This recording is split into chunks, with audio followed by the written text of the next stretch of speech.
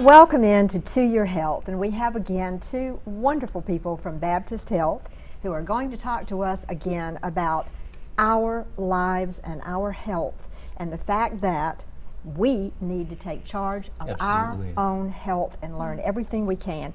And Mike, Polis, Pam Green, we are so delighted to have you. We're going to talk this morning about something essential, and I'll start with you, Pam. Okay. How do you know if you actually are at risk or if you have diabetes?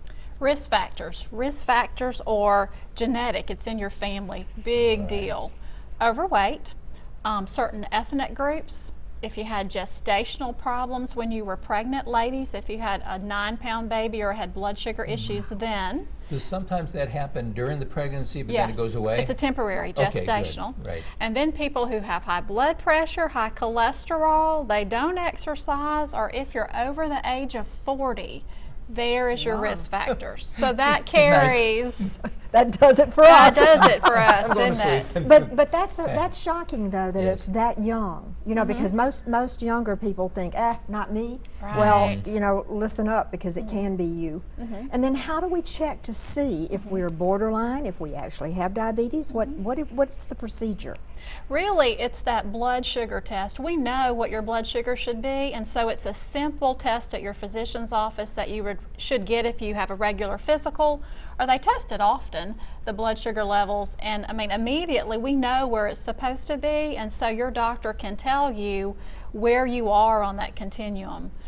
And it's important to go because often when type 2 diabetes starts, there are no symptoms. It has to really rise a lot to alert you. So we want to get it when you don't have any symptoms, when you're just elevated because your body's working better at that point. So getting tested. And we've talked, last week when you're here, and I guess I failed to do it at that point, but we've been talking about type 2 diabetes. But we never did. My reviewers might say, well, is there a type 3 and a type 1? There's no type 3, Correct. But there is a type 1. And what would that involve? Is that? Type 1 is different. It normally occurs at a younger age. And what happens there, it's not an issue of weight or hereditary. Your body that makes insulin, the cells that make it, die. So your body makes no insulin. You have to have insulin to open the cell to use your food. And so those people, which represent about 5% of all folks with diabetes, they immediately take an insulin shot because that's what they're missing. The other 90-something% of us are type 2s, which we treat that differently according to what you need. And it's weight driven. It creates a resistance. So eating well is huge in controlling type 2 diabetes. Mike, when you talk about eating well, you're an expert in this area. So tell us what we can do to take care of the type 2, to prevent getting that. That would probably be the best. Once you're on the alert that you're a potential for type 2 diabetes, tell us some things that we can do to not to go there. Sure. The biggest thing is going to be portion size. As repetitive as it sounds, everything in moderation.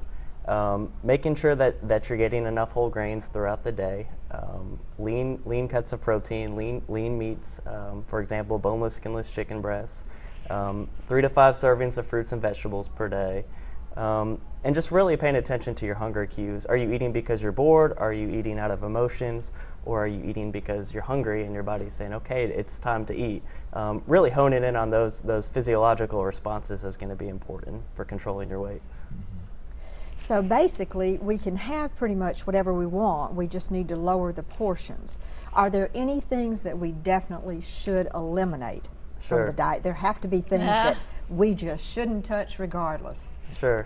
I'm all about diets of inclusion. Diets of exclusion kind of teach you to put labels on food, to say, oh, I can't ever have that.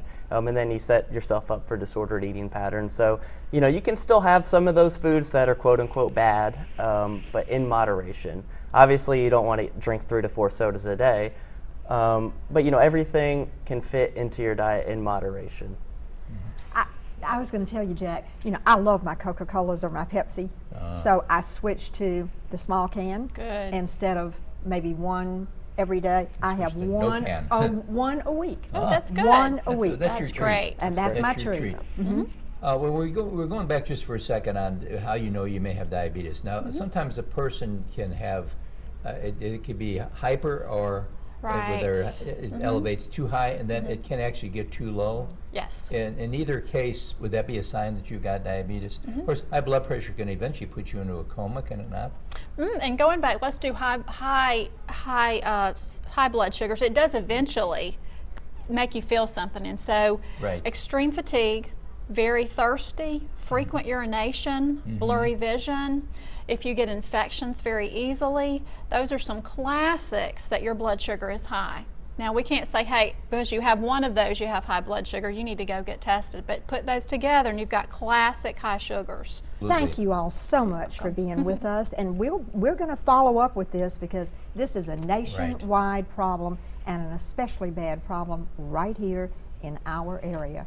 Thanks for being with us, and we'll be right back.